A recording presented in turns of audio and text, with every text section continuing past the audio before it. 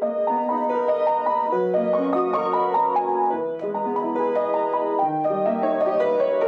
gün aviasiya qəzası qurbanları və ailələrinin beynəlxalq anım günüdür. Könül Hüseynovanın həyat yoldaşı, pilot Rəşad Ataçiyev də aviasiya qəzasının qurbanı olub. 2019-cu ilin 24 iyulunda təlim məşq uçuşlarını həyata keçirərkən həlak olan pilotun nəşi bir ay sonra dənizin 27 metr dərinliyindən tapılaraq ailəsinə təhvil verilib. Bizim üçün çox dəhşətli bir günlər idi. Övladlarımdan bunu gizlətdim.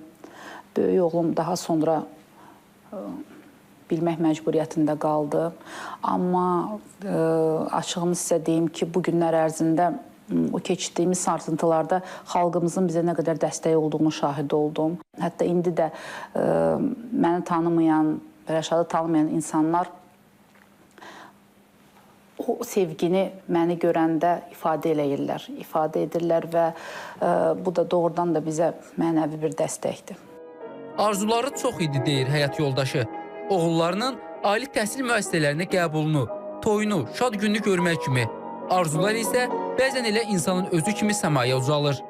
Rəşad Ataçiyev Azərbaycan Hərbi Hava Qüvvələrinin qabaqcıl, bacarıqlı, məğrur zabitlərindən olmaqla yanaşı, eyni zamanda da sevgi dolu bir ailə başçısı idi. Fikirlərində, ifadələrində dəfələrlə bizə az vaxt ayırmağından şikayətlənirdi, özünü bunu günahkar sayırdı. Amma buna baxmayaraq böyük sevgi ilə öz övladlarına qayğı ilə yanaşan bir ata idi.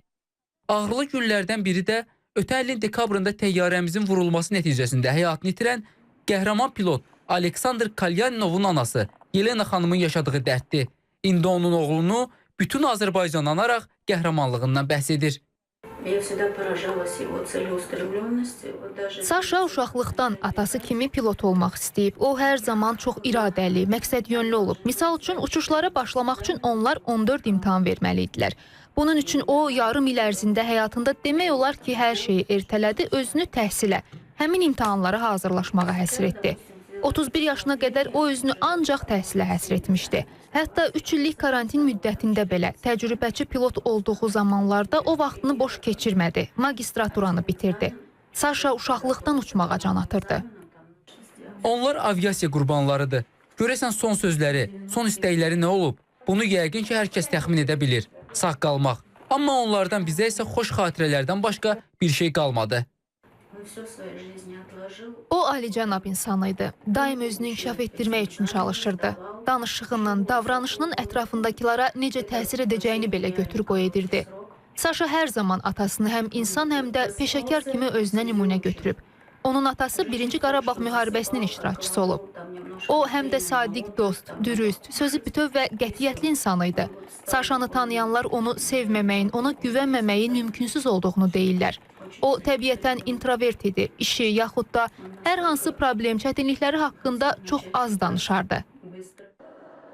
Bu qəzalar, faciələr yaddaşımızdan heç vaxt silinməyəcək.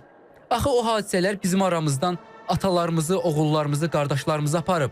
Ruhunuz şad olsun, Səma Qartalları. Vurğun Mədətov, Namiq Ağayev, İTV Xəbər.